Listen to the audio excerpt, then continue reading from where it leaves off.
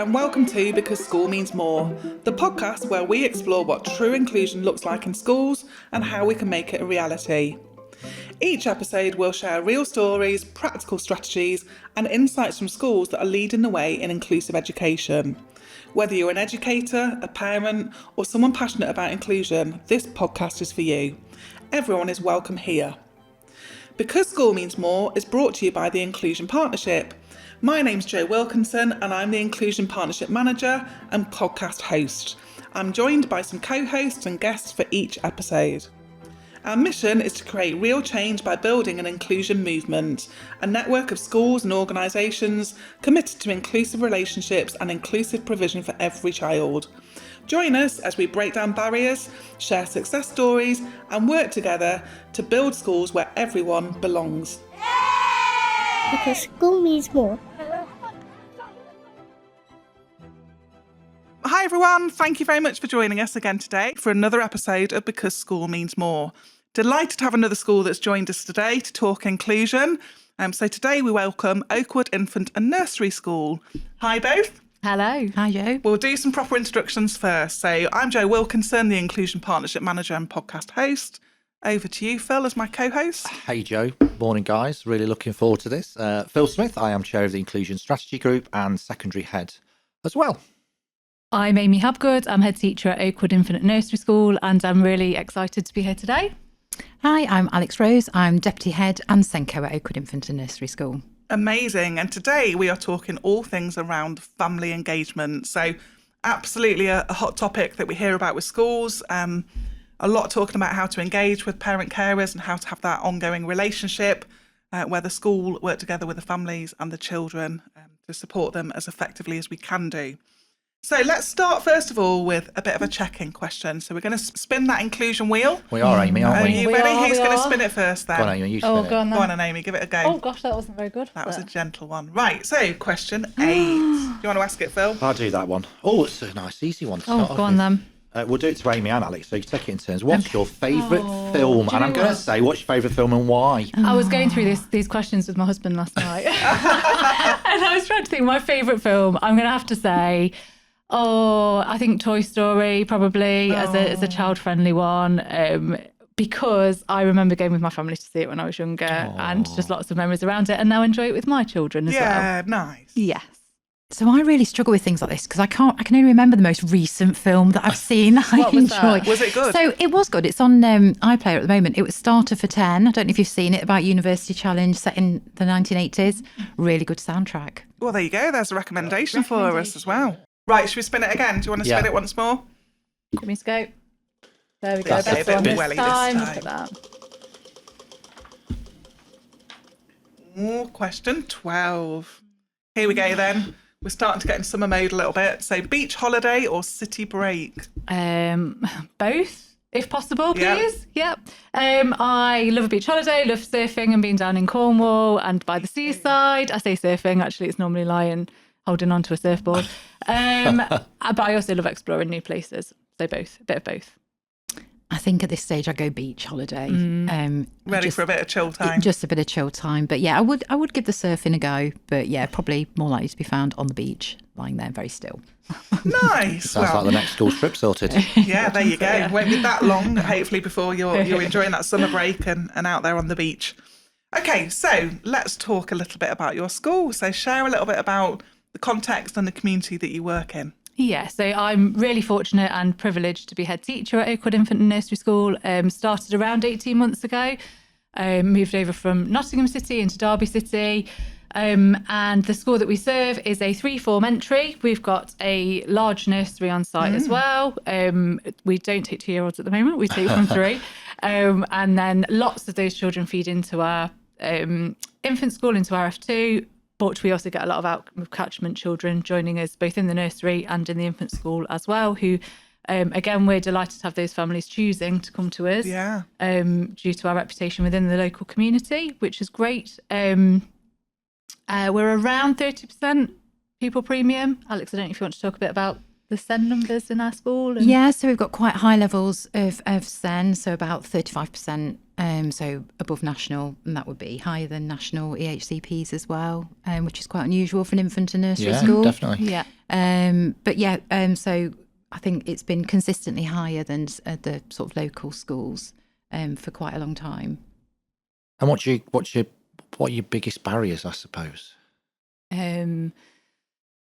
One of them at the moment, I think, is around being an infant and nursery school falling birth rate. So getting the children in and that consistency around that, making sure that families that do want to send their children to us, there are still school places for them in the local community, but also making sure that we try and reach those numbers as much as possible. I think you'd agree, Alex, around the levels of SEN that we have in school, which are fantastic, and we celebrate that, and we're really proud that families choose to send their children to us. I think sometimes there's a difficulty or a challenge around matching the needs of the children, being able to put in the support that we absolutely want to, and how we can do that as best for the children. Yeah, absolutely. I mean, with that. I think every school's been stretched, recently with the numbers rising of children who need that level of support. A big focus for us is early identification of need. But then obviously you've got to respond to that need. And so it's kind of looking at our cohort each time and looking at the support that we need to put in place. And that is always a barrier that we need to overcome.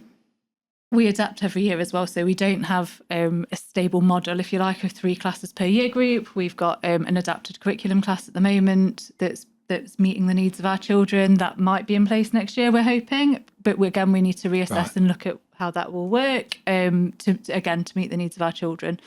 And families. Interesting. Great. So let's hear a little bit more about family engagement then, about how it came about as a piece of work that you thought you could do some more on, and what you've developed. So without sounding really cringy, and I know that Joe and Phil are sat here as part of the Inclusion Partnership, we absolutely are invested in belonging in our school and children belonging, but not just the children belonging, the whole family feeling that they belong and are a part of our community.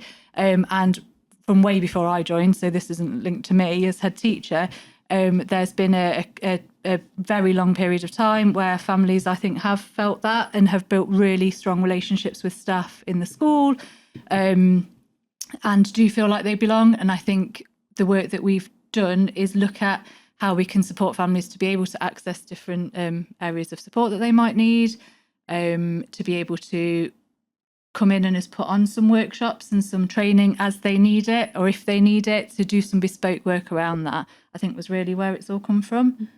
And that's really nice language to hear, isn't it? And very much aligns with what we talk about with the Inclusion Charter. So you started talking about belonging straight away, Aimie, which I think is absolutely the core of what we're trying to achieve. But you've also talked about supporting need at the point of need and being flexible in that approach. So absolutely. Tell us more. Sounds really interesting. So some of the things that we've done, and again, I know that I spoke to Joe and Phil before we started. This isn't anything different that other schools might be doing, but what works for us at the moment. We started at the start of the academic year, and we asked parents what it was that they'd like to see in terms of workshops and some support that they'd like. So Alex has, for example, delivered an emotional regulation workshop for parents to use at home, some of the strategies that we use in school, because there was a need for that, where parents were seeing we were using techniques that perhaps would be helpful to have at home too. Nice. There was a need for some people were saying around sleep and around sleep patterns of their children. So we worked with the family hubs to access some of their training, to share with our families, which has been really successful. And then really following the need of what our families say that they want. So I know you've just done 3 sessions, Alex. Yeah, so we've just done some neuro-inclusive training for, it's not really training, it was more really an opportunity for parents to come in and talk about what sort of support is in school and also how they're supporting. And I was quite nervous about that because there was no real structured plan to those sessions. We just knew that we're having more and more children diagnosed with autism and ADHD. And I know parents, particularly at this age group that we're talking about, so 7 and under, quite often they'll get a diagnosis and then they're kind of like, and what now? Yeah. Nice. So because it was Autism Acceptance Month in April, we timed it with that. So there was lots of things happening within school. But we wanted to open it up to our families, and this was something that keeps coming back as an issue that parents want more time to talk about and understand. So The first one we did was really good turnout. And what was wonderful was the parents started sharing with each other and talking about strategies that they tried that maybe they didn't work necessarily all the time, but did have some success with. And sometimes that's all you need, isn't it? Is to know that actually on this day it worked. Yeah. So, for example, we had a parent saying, we were talking about stims and how sometimes that can be, you can support children to regulate using stimming. But other times, one parent was saying she had her children scream, but in a car, when she's driving, she finds that really, really unsettling. She doesn't know how to manage that. Another parent there was able to say if they have their headphones in the car, you might find that they don't need to do it so loudly. They're getting feedback from being in that small environment. So it was just lovely. It wasn't me. It wasn't me doing that. It was them sharing that. And that was really, really nice. I think what you found after that as well, that the parents started to build a network, and there were some parents swapping numbers and kind of starting WhatsApp groups and things like that, because as an infant school, we have them for such a short period of time, and we absolutely want to develop something further than those few years that we have them. So hopefully that will continue on as the children carry on their journeys. But you facilitated that, yeah, which is absolutely. great. Alex did I mean, so the last one I did, one of the parents said it'd be great if we could do this sort of every 6 weeks or something, have a regular opportunity just to have a catch up. And I think that would be something we'd look at doing, definitely. That was definitely one of my questions. How often are you putting these kind of So it's quite a commitment. So because we knew that particular piece of work fell within April, and we really wanted to time that and promote that as part of our kind of neuro-inclusive approach and offer. But I think as more of a general parent opportunity to come in, I could schedule that probably every 6 weeks, every half term would be realistic. That's still quite an extensive offer though, isn't it? Yeah. To have parents in that regularly. I think what's different for me doing something like that is the open-endedness of it. And that's quite, normally I'm there with a PowerPoint and a structure, and I kind of know. But to be guided by parents, I think that's what I need to take away from that. That worked better. And also, a top tip would be to have some background music, because at one point I said, okay, I'm going to stop talking now and I'm going to hand it over, and I'm just going to put a little bit of music on in the background so that deathly but they did start. What a great idea. They did start talking, and that sounds like a really minor thing, but also I think having the food and drink there, so you did croissants and coffee, but I think that meant that anyone that was feeling a bit nervous at that point could get up and just go and get a drink and monitor what was happening, and then bring themselves back into the conversation.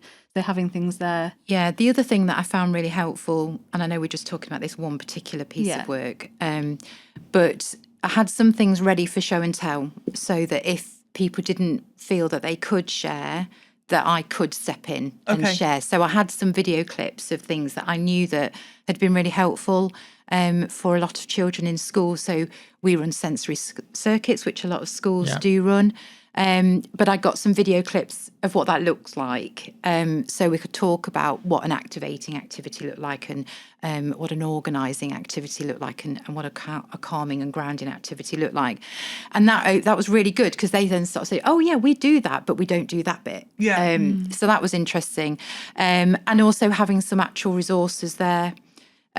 Again, so we had some weighted snakes and things that we have in our sensory room, just some poppets and that different... opened up a conversation around weighted blankets, didn't it? Which was really interesting, actually, how that flowed into... and a lot of parents were investing in resources and spending, their money on things. And actually, it's really good to have a personal recommendation, isn't it, about, well, this was great.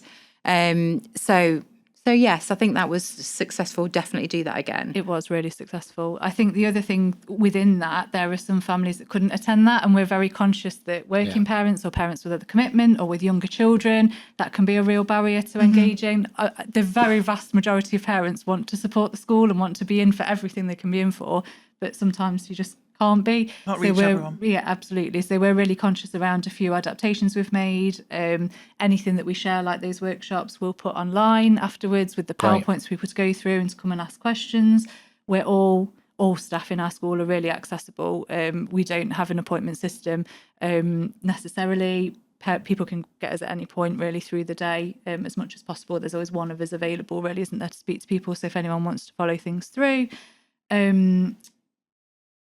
we spoke about, or we've thought about, how we can meet the needs of our families in terms of, like I've just said, being able to attend stuff, and we've put in things like learner reviews, which is not my idea. It's something that I've stolen from a previous school, but actually that works really well. And having that flexibility around, it's kind of like a parents' evening, but the appointments are throughout the day, so that people can come, they can bring their younger children. We do them in my office, which is a very child-friendly space, isn't it, with lots of toys and things around, so that it's a more relaxed environment than that rush 10-minute parents' evening that often we find you're just getting into the bit where somebody's going to ask a question or going to mention something that they've been worried about or wanting to talk about, and then, oh, hang on, I've got, or it's already overrunning. Yeah, absolutely, yeah. So they're 20 minutes as a guide, but do go on for longer. So 20 minutes is quite a substantial amount of time, isn't it? We're very flexible with those. Sometimes that involves the child coming in and sharing things they're proud of.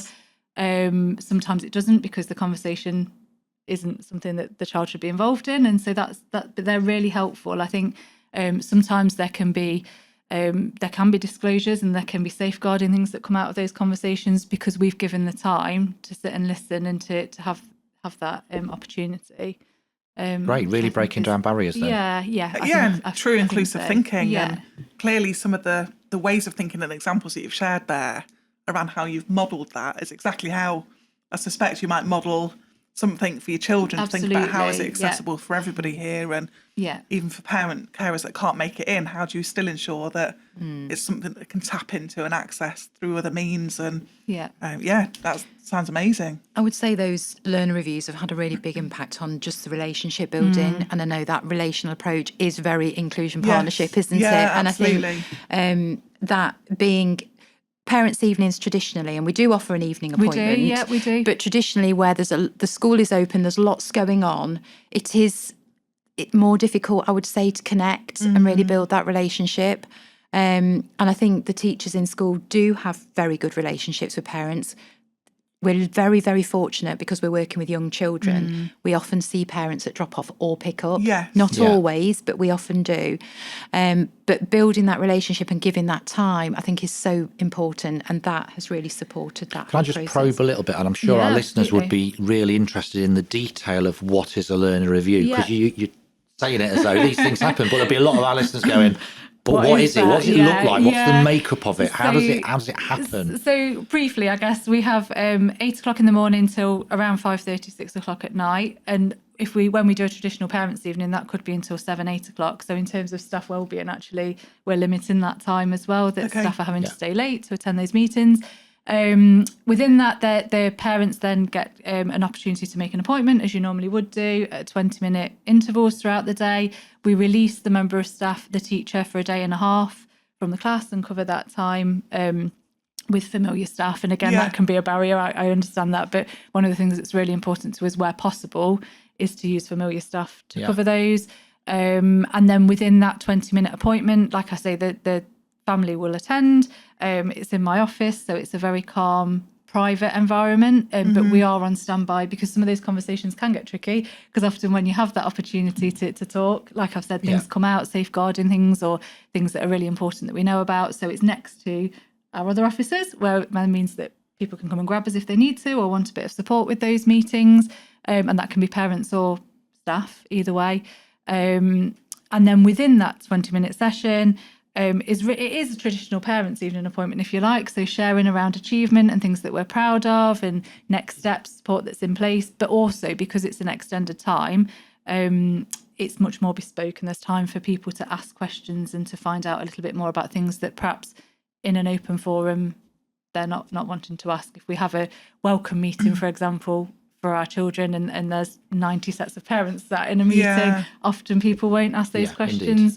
So we find that really useful, and we do one of those a year, and then one traditional parents evening. But we also have lots of workshops and events. So another thing we haven't mentioned yet, but we do have, rather than having like a phonics workshop, although we do sometimes do phonics and reading workshops, or an online safety workshop, again, sometimes we do those too. We try to build those into a bigger event in our school that runs after school, for parents to come along to and to find out bits of what they're interested in, so they can go to the stalls that they need to, So if you've got a parent that's concerned around attendance, they can go and speak to someone about attendance. Nice. Rather than having to listen to a whole hour and a half of someone talking at them. It's much more interactive and much more relational. And it means they can do it at that opportune moment rather than waiting. Or we can put appointments in for after or catch people after in the next morning on the playground and when we're out and about as well.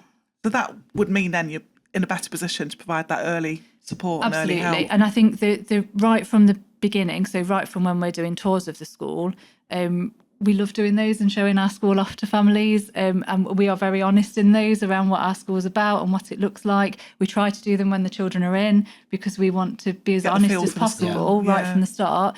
But when we're leading those, we're very open and we'll answer questions there and then that people want to know the answers to. Amazing. When we start our F2 transition, we've got quite a robust transition programme there. Again, at every opportunity, right from people coming to collect the admin packs, Alex or I will be available, or Linda, who's not here with us today, but is another member of our SLT who's really valued in our staff team. Her experience with Safeguard, she's our safeguarding manager, and her experience in the relationships that she's built over time are fantastic.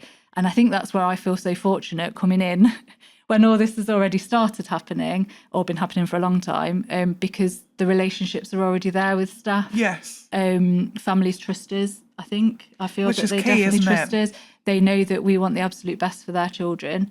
And you're working together and we're to working achieve together, that. exactly that, and supporting each other. And I think that means that families are much more honest with us when they do need that bit of help. We're not having to wait until something goes wrong or until we're having to jump in and we've had those conversations already, or we're proactive with the support we can give. And sounds great that clearly infant nursery schools, parents build the relationships with the class teacher that's on the door to welcome children in. But with this model, they're able to build relationships with other key colleagues in school as well and get to know more than the class teacher, again, which is a great opportunity, isn't it, to build those relationships. Absolutely. I think doing the after school workshop where there's a menu of things is really great because the children will go with their parents, and that's a really nice way of working with families as well, because the children will guide that.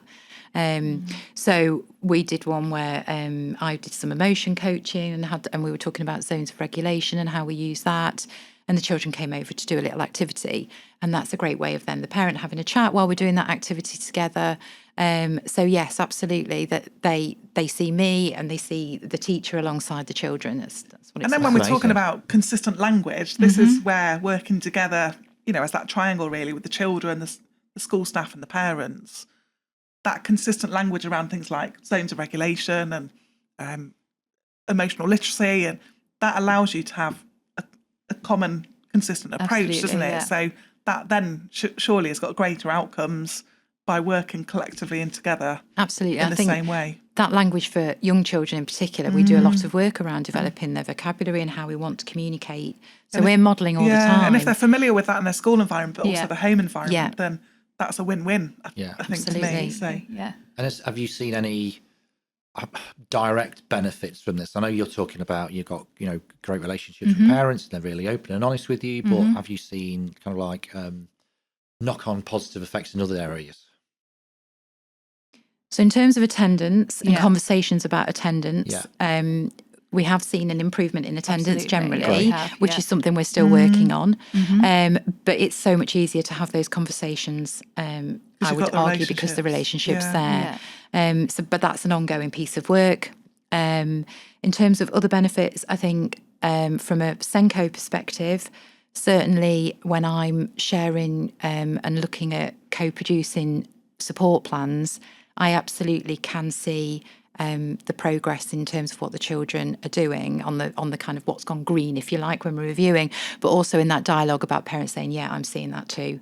But in terms of data, I think it's hard at the moment to sort of quantify that. And you can't always for the nature of this work, but if you can feel it and you can see it, then it's still making that difference, don't you? And I think when we do, because in every school there'll be difficult conversations that have to happen or things that don't go to plan. And when we do have to have those conversations with families, I think that's a much more useful conversation, because we can put plans in place to support. And again, while we don't necessarily always agree, because again, there'll always be that difference of opinion, but I think there is that trust there that we are doing our best Yeah. for all of our children that we can do. I feel that. Do you feel that? Yeah, absolutely. Yeah. And you talked a bit at the start about family voice and getting feedback around the workshops and what support would be helpful. How else do you go out through the year, sort of capturing family voice to? I'm a big fan of Google Forms, Microsoft Forms. I think families will be really honest with us, and I think when something doesn't feel right, they'll tell us. We're available always, like I've said, on the playground at the start of the day, at the end of the day, dojo messaging, because we use dojo at the moment, and I feel like that really is supporting that parent voice. I think parents feel heard. I think, like Alex has spoken about, meetings where we're identifying need and the early identification of support that might be needed. We're seeing that they're very open conversations that are happening where people aren't afraid, which they shouldn't be afraid to do. But I do think sometimes there is that fear, or from previous experience of school, of a parent's experience when they were at school. I think we break down those barriers.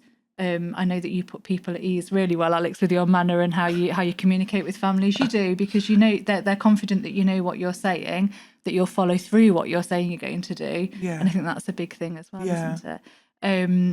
Parent voice. What else do we do for parent voice? I mean, from a SEN point of view, we do talk about that when we're producing a plan. There is an element of co-creation there, because we're looking at what do you feel we need to support your child with. There is that kind of feedback opportunity.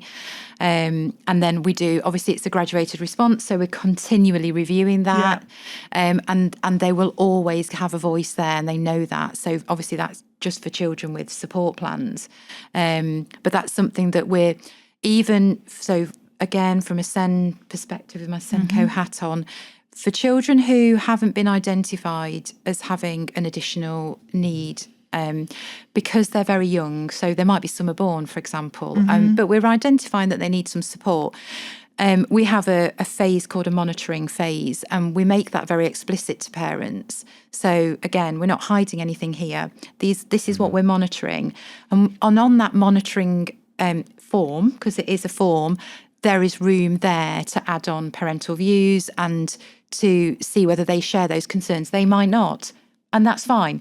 But again, it's that transparent opportunity for us to share what we're seeing and give parents an opportunity to share their perspective as well. And it's absolutely fine that you will have the position where a parent is seeing very different behaviour at home. That happens all the time, and there's lots of reasons for that. There are. And I think that's really important. And I've had a conversation very recently with a parent about that, where she kind of felt that because her child was masking at the school, that we didn't really understand that child's needs and what that was like at home. And I think it's really important that we do really try and understand that.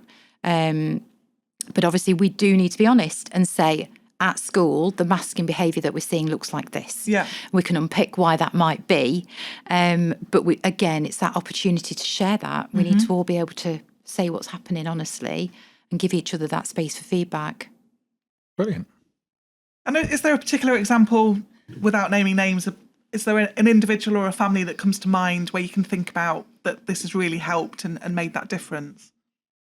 I mean, I can think of a family who I've worked with really recently, and I keep going back to that sort of neuro-inclusive workshop. And I had a family that has been with the school quite a long time, children currently there in different year groups.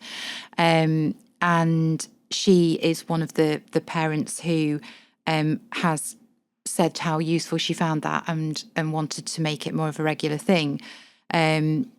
What she also spoke about was that she herself has recently been diagnosed as autistic and ADHD.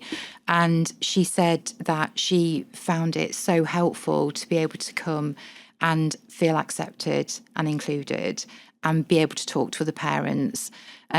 So I know just from I didn't expect her to talk about that. That wasn't. That was her. She chose to share that, and that's really powerful. That shows the trust that she's got with you. Absolutely, and I feel like when we have conversations, one of her children has got lots of barriers, particular sensory barriers.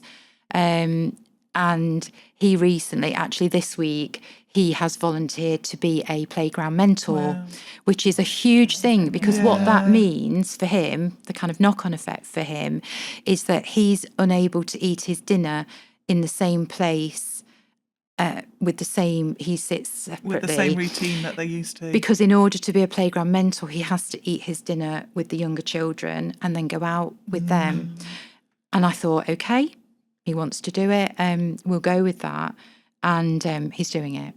So Amazing. That, for me, the parent and there's just been a bit of success around that particular family. But I think that open communication and that engagement has really helped. And some of those sound like small steps, but they're massive for him. That's the child huge. and that parent. Yeah. And lovely that you recognise and acknowledge that. Yeah, so. I don't know if it'll last, but certainly yesterday. And It takes courage, and they felt brave enough to take that step absolutely. With the support, with the trusted adults and team that they've got around them. So that's fantastic.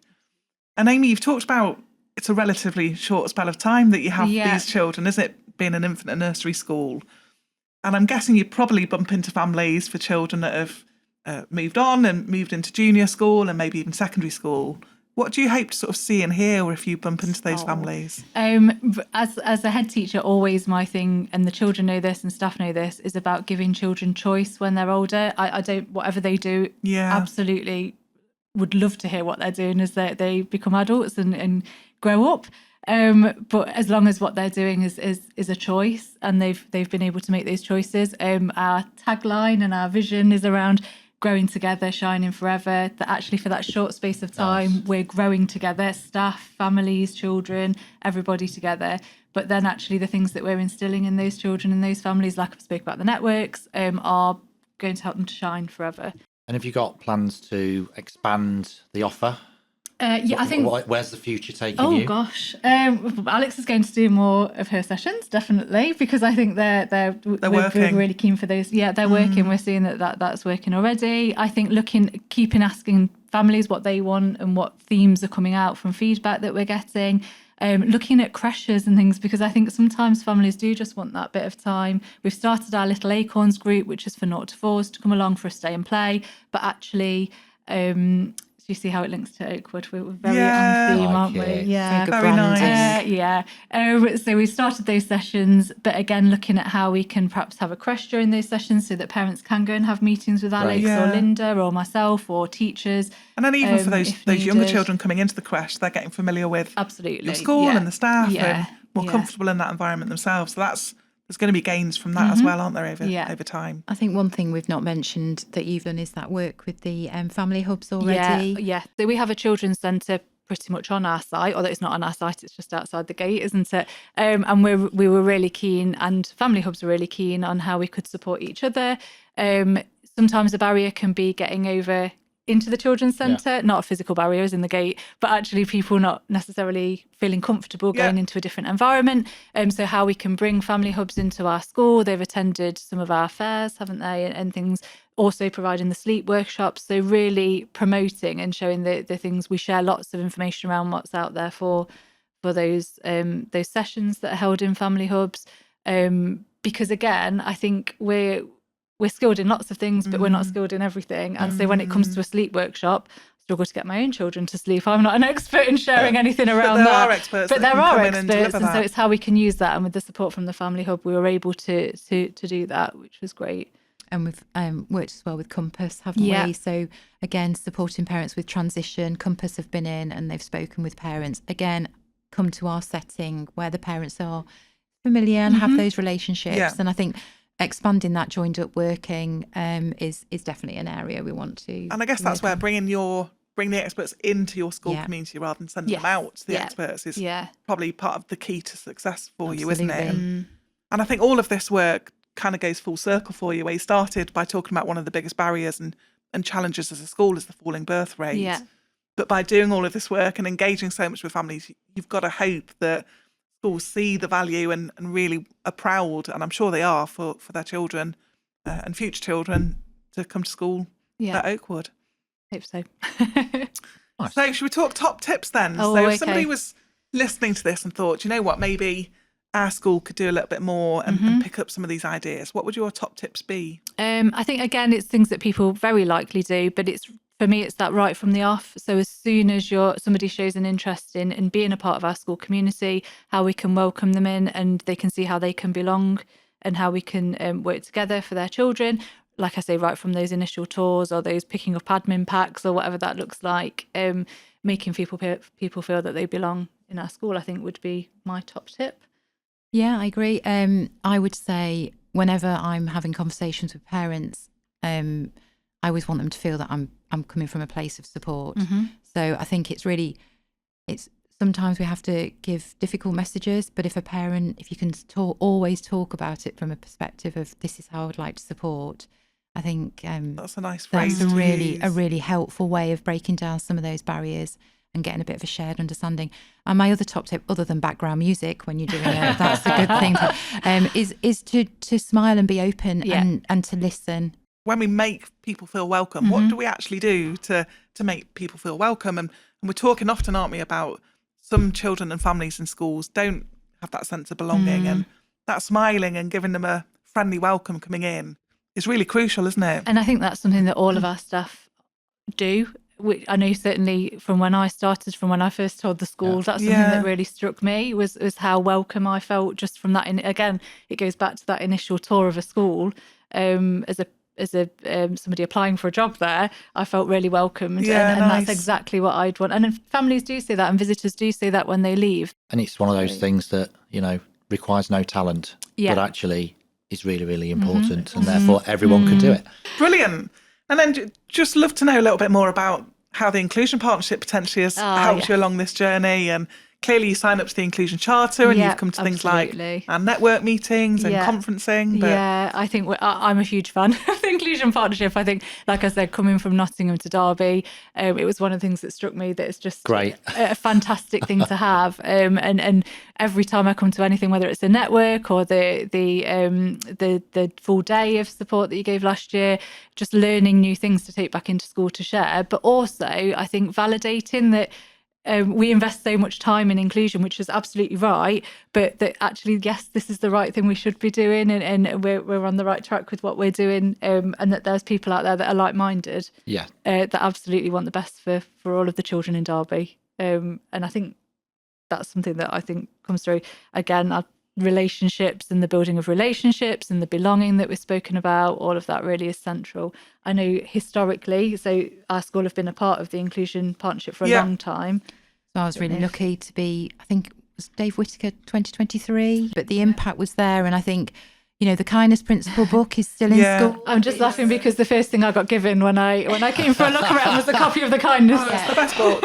It is great. And I think, the messages within that book of, that positive regard and relational approaches are so strong. Absolutely. And I think for me, that was very, very significant. But it was the follow-up. It was the fact that you gave the book. It was the fact that Dave actually came and spoke.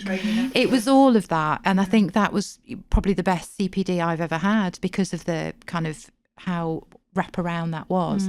But it is the networking. It is the kind of profile that it has. And also I think it's the ambition that there will be an audit. There's more things to come, and I think it's ambitious. And I think as well, when we came back from the day last year, we were both saying, I really wish that we could just share this with all of our school. And then literally, I think, hang on a minute, there's an opportunity to do that next year. And we're really excited about the Inset Day too. Our staff are really excited because we get the chance to hear all these fabulous people talk a lot and to really engage with that. But to be able to share that with everybody, I think is really exciting. And Aimie, exciting. thanks for doing a shameless plug for the 2026 conference, which is going to be amazing. And that's where... doing these podcasts, none of us are professionals by any means around podcasting. Well, I'm not. Although we did find one of our guests was like, oh no, I run a podcast. And we're like, oh wow. But they are really beautiful opportunities for us to hear about what you're doing and living and breathing in your school that is truly inclusive. And there's real lovely, beautiful golden nuggets in that bit of storytelling that you share that, of course, it's lovely for other schools to hear about that and learn from that, and hopefully that's what we can continue to do through the partnership work our training and networking and ongoing opportunities. And I particularly love your approach to, there's a lot of school leaders that talk about belonging, but I think it's more pupil generated. One of the first things you said, that belonging is about the whole family belonging to us and our community. And I think that's obviously really come through with what we've been talking about this morning. But I think that's a beautiful thing as well. And I think there's a learning point there for people as well, isn't there? That, belonging's wider. For every school phase, would be lovely to think that through. Check out question time. Yeah, come on then. Should we spin the wheel again? Head teacher responsibility. Spin the wheel. Spin the wheel. Question 3. Okay, this is a really nice one. What's a small moment from this week that reminded you why you do this work? Now, bear in mind, it's Wednesday and we had Bank Holiday Monday. Within the last week, I've definitely got one from yesterday, which was a lovely moment when a child was literally chasing me around the corridor. And we do have rules around walking, but I don't mind when it's for a lovely reason. Would chase me around the corridor, Mrs. Habgood, waving a piece of paper. And it's a child who I have a lot of interactions with throughout the week, and shared some amazing writing, which was great. Some lovely writing around mini beasts that they're doing as their topic. But what I really loved was that the focus of that was a visit that we'd had a few weeks ago where Matt's mini beasts came in and the children held those. And they weren't so mini. There was tarantulas and snakes and all sorts. But actually from that experience, they'd then been inspired to do this writing and really engage with the writing. So whilst the writing was brilliant and I was happy and he was very proud of that, actually to know the story behind that. And he that wanted journey, to share that and he with really you. wanted to share that, which was just a lovely moment. Nice. I'm going to go for, I did my first after school club yesterday that Aimie encouraged me to do. And, choice use of words there. It was a forest school / gardening club. And one of the children joining that club had never been to an after school club before. And he was quite resistant to not going home at a set time. But we wanted to give him the opportunity, and he went and he planted some seeds, and he also found lots of things in forest school while he was there. And his parents were very anxious and they were waiting on the school site because they didn't know how that would work. But he did it and it went really well and he was very happy. And I was delighted to do it. So, yeah, I think that would be mine. Great. Oh, lovely feel-good factor to finish your day on then. So it was all worthwhile, Aimie, making you do that. Encouraging. Yeah, I've just thought, I don't know if I'm up for it for the next term. Right, should we spin it once more? One more question? Oh, you're getting a pro at spinning this now. Sorry, that was a bit too much. That's all right. No, not at all. Number 5. Go on, Phil. What's your school's superpower? Well, we've been a bit naughty because we did ask a few staff about this, didn't we? Shout out to Jane. Oh, yeah. Making every moment count is a superpower. Oh, like it. What a Because great school means superpower. We'll pay you later. Yeah. Brilliant. Amazing. Right, let's finish then by just saying, and this might be it, if your school had a motto for inclusion, what would it be? I think our motto probably Your just general, is, so growing together, shining forever. I think just it's really everybody's lovely. included in that and everybody belongs on that journey with us I would to grow agree. and shine. I would say that togetherness is absolutely critical. Togetherness. There you go. What a lovely Great word work. to finish it on. Yeah. Thank you so much. Thank you for having us. Hopefully that's not been too scary, and I've loved listening You and can let go hearing of your the chair now, stories. And a classic school style. We've got a certificate for you, a sticker that you can take away. But yeah, thank you very much, and thanks for joining us. Well done. Thank you for having us. Thank you. Thanks, everybody. That's a wrap for this episode of Because School Means More, brought to you by the Inclusion Partnership. We hope today's conversation gave you new insights, ideas and inspiration to help make schools more inclusive for everyone. Real change happens when we work together. So, if you're inspired by what you heard today, we'd love for you to be part of the inclusion movement. Don't forget to subscribe so you never miss an episode. Share this episode with colleagues and connect with the Inclusion Partnership. Thanks for listening.